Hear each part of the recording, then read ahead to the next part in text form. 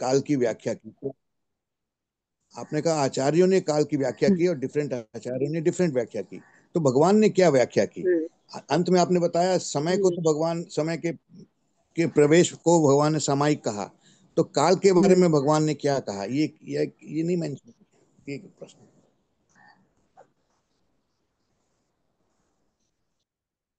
भगवान पूर्ण देख रहे हैं, है ना, पूर्ण जान रहे हैं, लेकिन कह वो उतना ही रहे हैं जितना उस समय की स्थिति में समझा जा सके। तो काल के संबंध में भगवान ने क्या कहा? जो काल को द्रव्य कहा उन्होंने, और सारे परिवर्तन का मतलब ही काल कहा। इसलिए कहा ना, काल का गुण क्या है, तो कहा वत्तना लक्षणों कालो, वर्तन ही काल का लक्षण है। तो काल का मतलब परिवर्तन बोला। ये महावीर का ही दिया हुआ ज्ञान है जो हमें मिला है। इसका अलग अलग आयामों से, अलग अलग अपेक्षाओं से व्याख्या आचार्यों ने बाद में की, क्योंकि आचार्यों ने अपने अपने हिसाब से काल का उपयोग किया कि काल हम यहाँ भी उपयोग में ले रहे हैं, वहां भी उपयोग में ले रहे हैं, वहां भी उपयोग में ले रहे हैं। तो उन्होंने कहा फिर काल को हम इतने भेदों में समझ सकते हैं, ऐसा। लेकिन महावीर ने क्या बोला काल के बारे में? ऐसा है ना, ज्ञानी पुरुष तो संकेत दे देते हैं, सूत्र देते हैं। सूत्रों का विवेचन पीछे के लोग करते हैं, टीकाएं पीछे के लोग लिखते हैं। ज्ञानी तो एकदम संक्षेप में बात करते हैं, सूत्रात्मक फार्मूला में बात करते हैं।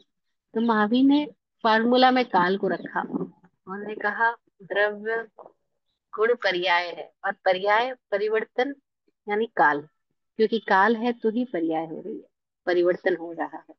और काल का मतलब परिवर्तन है। वर्तना लक्षणों काल। काल के बारे में हम पहले भी तत्वार सूत्र में बात की हमने, 25वें इसी चैप्टर के 25वें सूत्र में हमने बात की थी, जब हमने कहा था काल के लक्षण क्या है। तो वर्तना परत्वा परत्वे च कालस्य, हमने सारी बात की थी। तो भगवान ने ही काल द्रव्य की बात कही, और बाकी के आचार्यों ने खाली उनकी व्याख्याएं करी, अलग अलग अलग अलग अपेक्षाओं से इनके भेद प्रभेद बताए हैं। लेकिन भगवान ने ही काल के बारे में बताया कि काल है, और वह अद्धा है।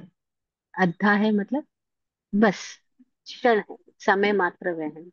और समय को उन्होंने बताया कि इसको गिना ही नहीं जा सकता, क्योंकि हम एक पुतली, एक पलक झपके उतने में असंख्यात समय बीत जाते हैं। यानी समय इतना सूक्ष्म है कि हम उसको पकड़, इंद्रियों से तो पकड़ ही नहीं सकते हैं। तो इंद्रियों के पार भी जाना जा सकता है, महावीर ने कहा। इंद्रियों के पार जाना जा सकता है, जाया जा सकता है। तो कैसे जाया जा सकता है? तो उन्होंने सामायिक की साधना कही कि इस साधना का अभ्यास करने से आप इंद्रियों के पार अपने आप को जान पाओगे, और तब आप देखोगे कि वह समय क्या है, ऐसा। तो इसलिए उन्होंने कहा ये समय का ज्ञान है। हाँ, तो काल को महावीर ने इसके लिए द्रव्य सामायिक बताया, अभ्यास। और जी। काल को महावीर ने द्रव्य बताया, ये जानना था जी। जी। जी। काल को हमारे भगवान ने द्रव्य कहा। धन्यवाद।